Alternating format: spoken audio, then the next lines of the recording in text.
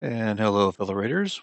Welcome to another raid video. And let's all take a moment to kind of point and laugh at this event because it is a laughable event. I hope you are not investing heavily in it. It is just not worth it, unfortunately. Big swing and a miss from a game company, although I'm sure it works out wonderfully for a casino company. I was deliberating whether or not to poll for this event, and I've decided against it. This Fortis chap seems kind of underwhelming. There's this asterisk next to him where they're like, "Oh, we're going to buff him, but we're not going to tell you what the buff is."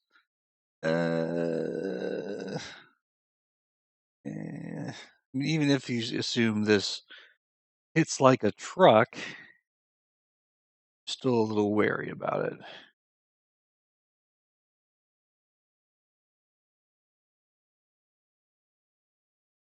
Interesting thing might be that there's no cap on this, but then you're kind of doing a slogfest back and forth. So, I mean, maybe you combine this guy with the fusion and he ramps up way the heck up there, but it's the chance of enemy skills failing with those fear or true feel. I mean, so fear is a 50-50. This pushes it to 65%. As far as I know, there's nothing that pushes it to any higher. I don't know if gruesome presence actually affects fears or not. I don't think it does. A thought just occurred to me, but whatever. Let's see here. This is just placing.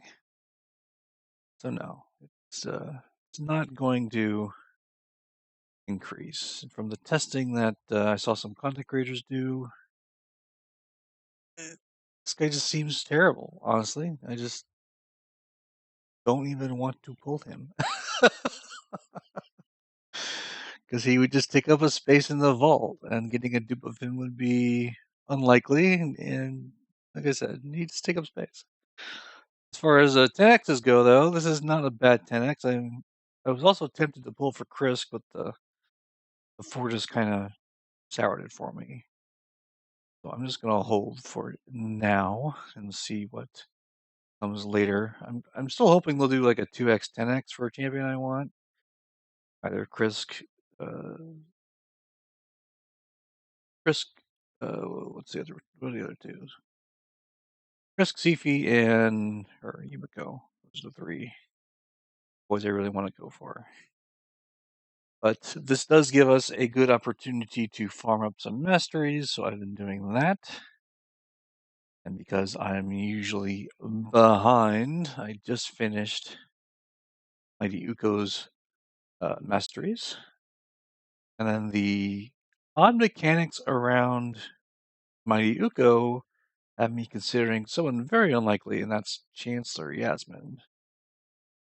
I'm actually building out my Chancellor Yasmin because of this little ability. And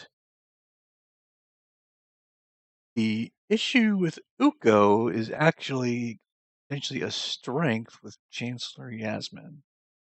So she's a buff stripper, and if she doesn't strip, she's going to place a debuff, a sleep debuff. Now, we've seen an increase in the number of protected debuffs.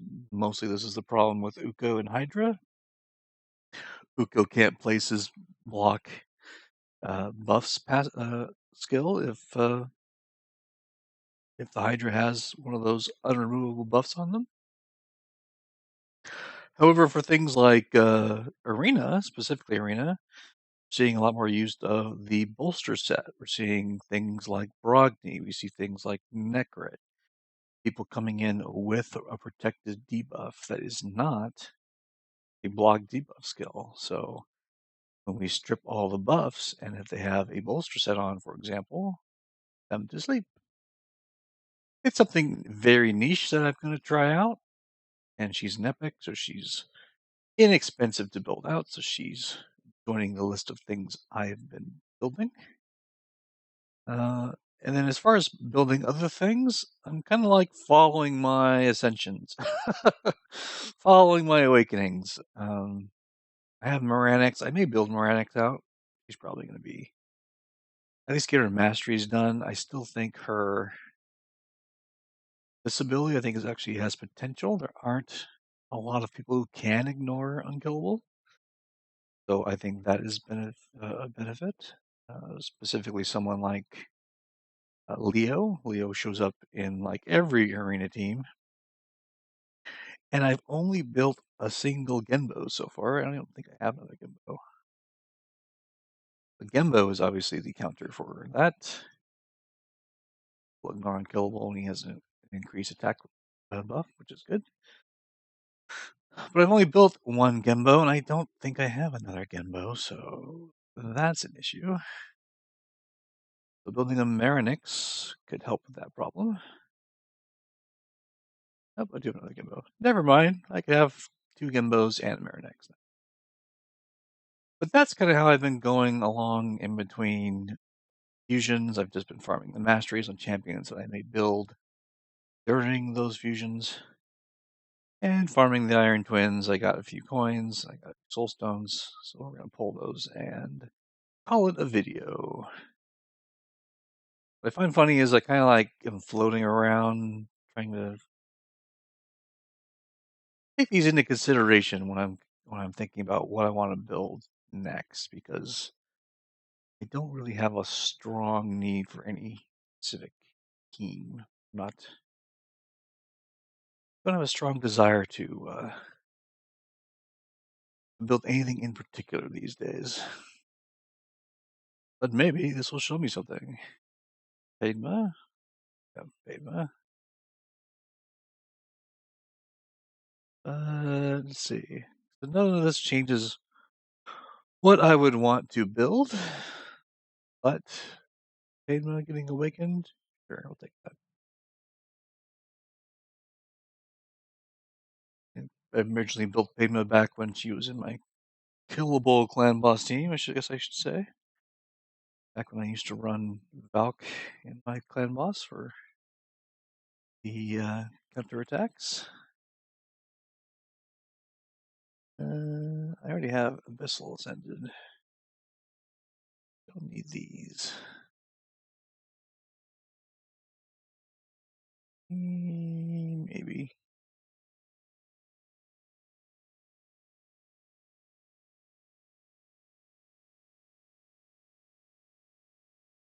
No.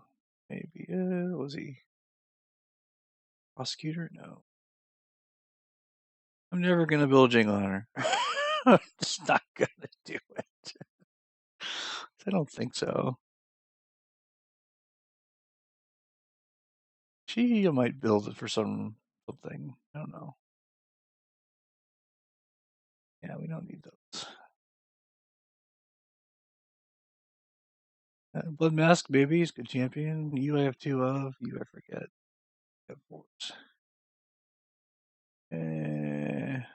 I'm keeping these just because they're fours.